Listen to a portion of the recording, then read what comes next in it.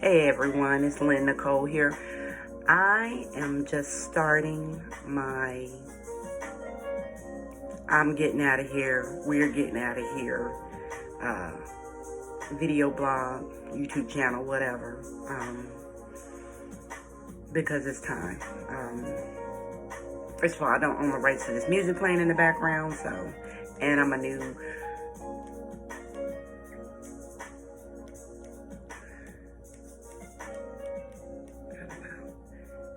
YouTuber, so just bear with me. Nothing fancy smancy yet. Backgrounds, memes, flashy lights. I just wanted to start my first my first video off, just talking about some things. So I'm just video blogging or starting a channel to follow my journey, my transition, as I've decided to get on up out of US, my daughter and I. So I've been thinking about this for some time, starting to do some research, and and it's just overwhelming. So I guess let me just dive right in and start off with what I've been thinking about. Moving out of the country for some time, for several reasons. And I've been looking at some countries, and starting to go there and visit and see what's going on, do some light scouting. I'm used to doing that because I've moved around and lived in different states in the US, and sometimes I've just kind of picked a place on the map and just did some like research and say, hey, let me go down there and see what's going on. And usually when I go and visit, I get an idea of this could work or hell no.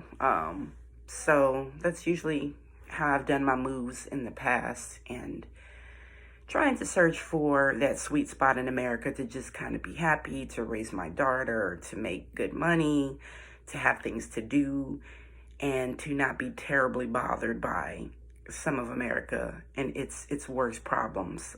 There are some places in the U.S. that you could get away to just minimize that, but you usually have to sacrifice something else. I've been fortunate in some of the places that I've lived, but at the end of the day, it ain't no place in America, no city and state that I could move to that would make me feel a little better about where I have decided to land and end up and move and raise my daughter and spend the rest of my time. This is not a video about bashing America. There are so many things that I do like about America, but so much more that I don't. And it's just at that time where it's just becoming too much. I'm at a place where I can no longer overlook, or I can no longer balance out.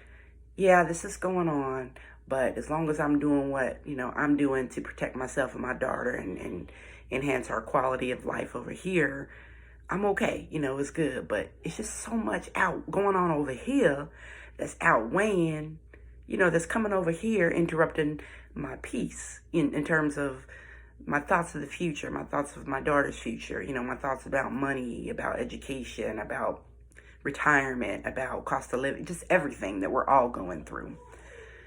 So it's just so much it's just so much more that outweighs the good for me personally, in living in America, that I just can't stop dreaming about a life abroad or what could be, over here. I know each and every country has its problems. There's no perfect place. The only perfect place is heaven.